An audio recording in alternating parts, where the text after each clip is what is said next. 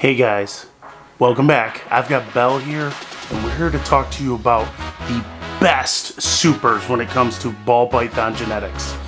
Stay tuned.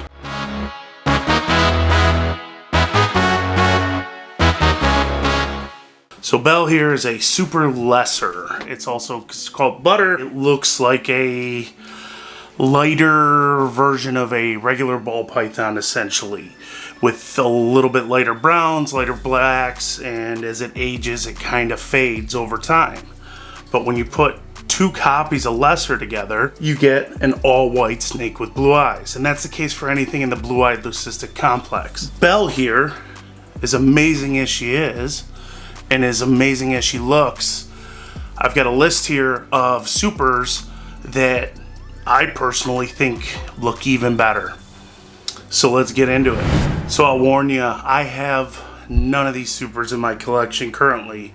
I would love to have them someday, but for the purposes of this list, we use supers in their solo form with no other genes added into them other than the two copies of the incomplete dominant gene that we'll be talking about. So the first couple examples here are going to be demonstrated by Phoenix in the in-person form, because she is, well, she's not either of the first two, but I don't have the first two, but she's Yellow Belly.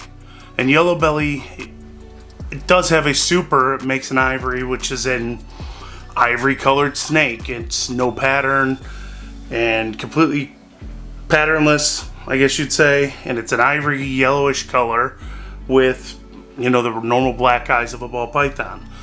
But the other genes in the yellow belly complex, when made in super form, have some pretty stunning results that I believe are even better than ivories.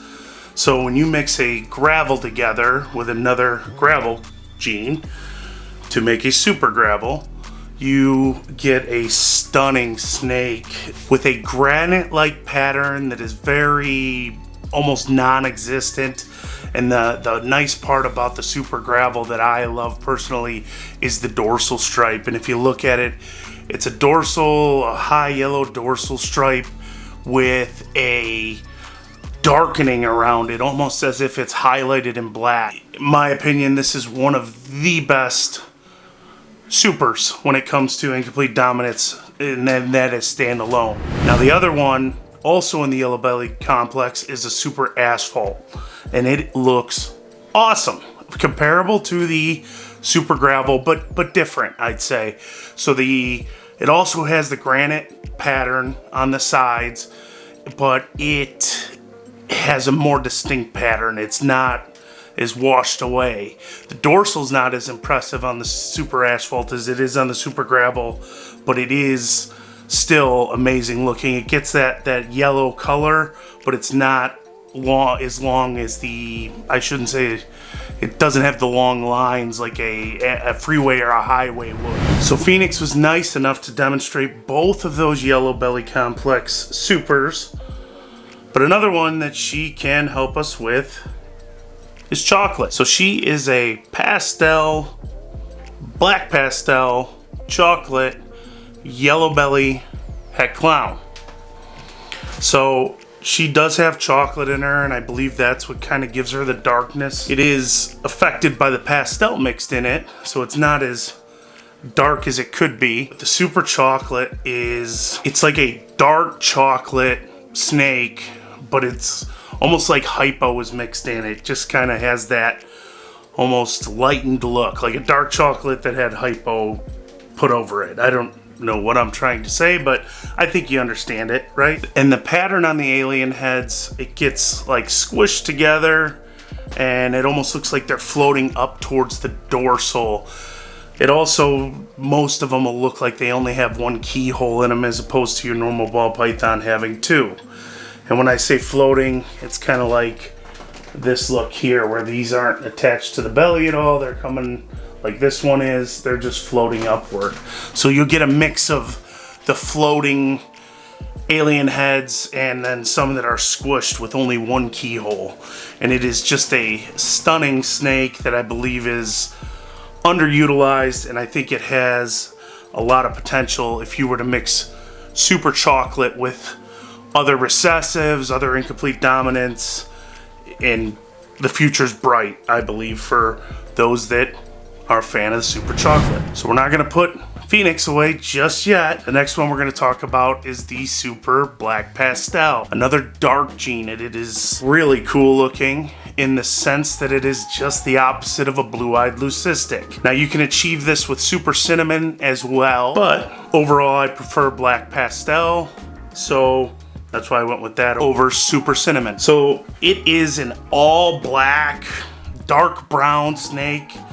It borders on black with black eyes, and it just looks awesome. I personally love it when it's mixed into the piebald gene, and it just looks amazing. There's not much more to say about it. It's a ball python that rivals a Mexican black king snake. All right, guys, the next one is a Super Orange Dream, and to help me demonstrate that, I've got Cora here.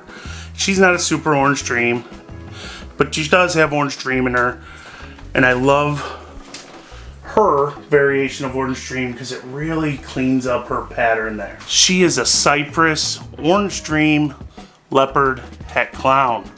She is beautiful. She's getting up to size real nice for us. When I look at Orange Dream, even in its single form, solo form, single gene form, it has a large variation. You've got some high orange dreams, I guess you'd call them.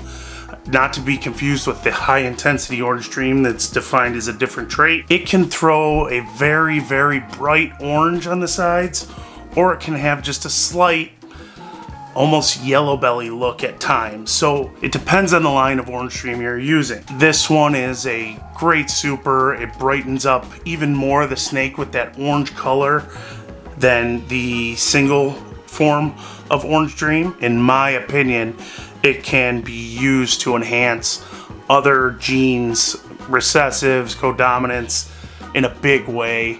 I think of what a Super Orange Dream Sunset would look like, Super Orange Dream Ultramel Sunset, Super Orange Dream Lavender Sunset. So I love Sunset, but those are where my mind goes when I think of the Super Orange Dream and how it could have a big future. Please don't forget to like, subscribe, hit that notification bell so you get notifications when we upload a new video. And we got the last one here.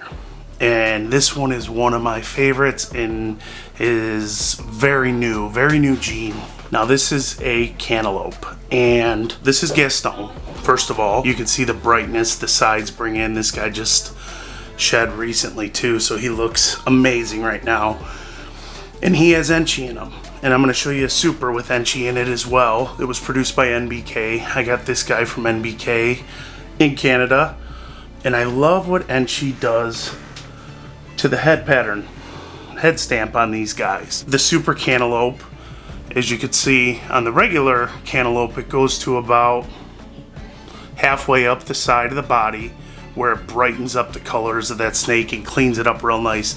Now the super cantaloupe brings that even higher, so it brightens up the whole, almost the whole dorsal on it as well. And it does amazing things when it's been mixed with other genes, so I can't wait to see what the future holds for this. And I think it is very, very bright, as bright as cantaloupe is.